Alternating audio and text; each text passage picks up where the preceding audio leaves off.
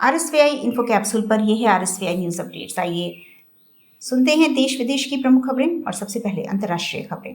America ने किया Syria में हवाई हमला, आतंकी संगठन आईएसआईएस के वरिष्ठ अधिकारी को मारने का किया दावा। सीरिया में अमेरिकी हवाई हमले में आईएसआईएस का एक वरिष्ठ अधिकारी मारा गया है। दावा करते हुए अमेरिका ने कहा कि मारे गए आईएसआईएस के वरिष्ठ अधिकारी की पहचान उसामा जमाल मोहम्मद इब्राहिम अल जनाबी के रूप में की गई है, जो कि आतंकियों की भर्ती का काम करता था। अमेरिकी सेंट्रल कमांड ने कहा कि उसकी मौत से आईएसआईएस की आतंकी हमले करने की क्षमता बाधित हो जाएगी। यूएनएचआरसी ने इजरायली सेना के 6 हमलों की जांच, बताया इजराइल ने गाजा के युद्ध के नियमों का किया उल्लंघन। इजरायली सेना ने गाजा में युद्ध के लिए निर्धारित कानून का लगातार उल्लंघन किया है और आमजनों की सुरक्षा के लिए सावधानी नहीं बरती। सेना कार्यवाही के दौरान लड़ाकों और आमजनों के बीच अंतर करने में सफल रही। इसके कारण गाजा में बड़ी संख्या में महिलाएं, बच्चे और निर्दोष पुरुष मारे गए हैं, ये कहना है संयुक्त राष्ट्र मानवाधिकार परिषद का। इजराइल ने मानवाधिकार परिषद की रिपोर्ट को खारिज किया है और इसे भेदभावपूर्ण बताया है। लाल सागर में नहीं रुक रहा हाउती आतंकियों का आतंक, अब एक और जहाज को डुबोया। लाल सागर में एक और जहाज को हाउती आतंकियों की ओर से डुबो दिया गया है।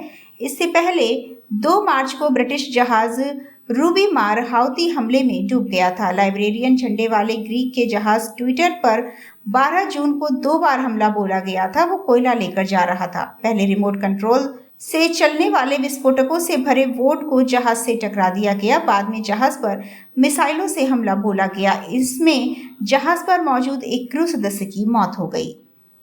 हज यात्रा के दौरान 645 लोगों की मौत, 7 से अधिक भारतीयों की गई जान। भीषण गर्मी और चिलमिलाती धूप के बीच हज यात्रियों की मौत की संख्या बढ़ती जा रही है। हीट स्ट्रोक के कारण अब तक 645 यात्रियों की मौत हो चुकी है।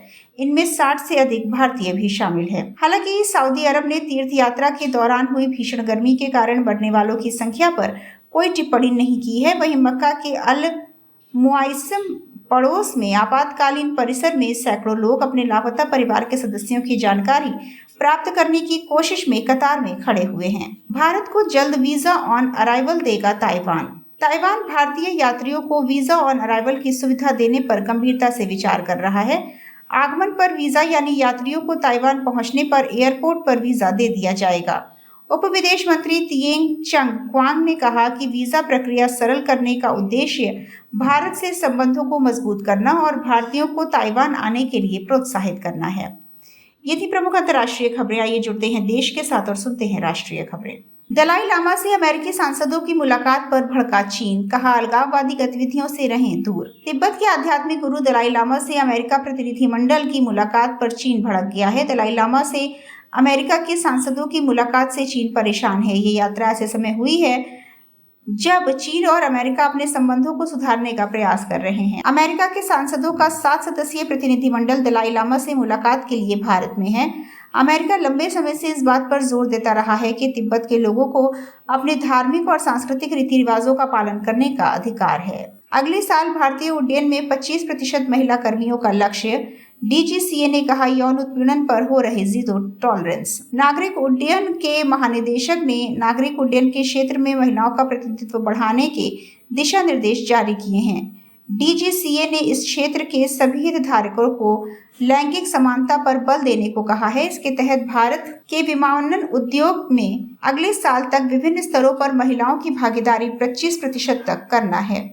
वधावन बंदरगाह के लिए कैबिनेट ने दी मंजूरी, 10 लाख रोजगार के अवसर पैदा होने की उम्मीद। बीते 2 कार्यकाल में भारत के जलमार्ग के माध्यम से परिवहन कनेक्टिविटी को मजबूत करने में जुटी रही मोदी सरकार ने इस कार्यकाल की शुरुआत में ही बड़ा निर्णय लिया है। कैबिनेट की बैठक में सरकार ने महाराष्ट्र वधावन में ऑल वेदर ग्रीनफील्ड पोर्ट के निर्माण को स्वीकृति दे दी है। सरकार का दावा है 76,200 करोड़ रुपए की लागत से बनने जा रहा ये बंदरगाह दुनिया के शीर्ष 10 बंदरगाहों में शामिल होगा। आर्थिक गतिविधियों में महती भूमिका निभाने जा रहे इस पोर्ट के माध्यम से 10 लाख प्रत्यक्ष अप्रत्यक्ष रोजगार के अवसर भी तैयार होंगे।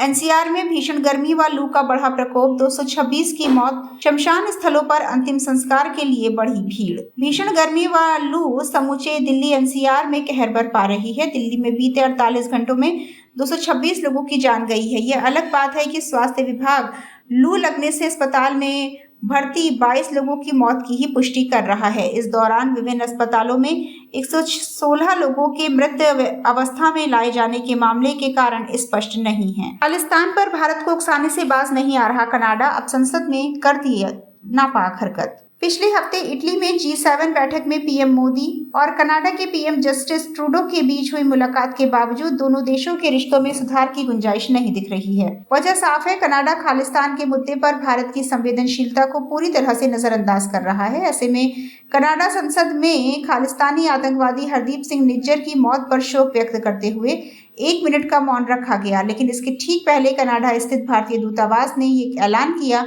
कि वो 23 जून 2024 को खालिस्तानी आतंकियों की तरफ से एयर इंडिया के विमान कनिष्क को बम से उड़ाने की घटना के 39वें वर्ष पर शोक सभा का आयोजन करने जा रहा है। आइए अब जुड़ते हैं खेलों के साथ और जानते हैं खेल जगत का ताजा हाल। अफगानिस्तान के विरुद्ध आज होगा सुपर 8 मुकाबला।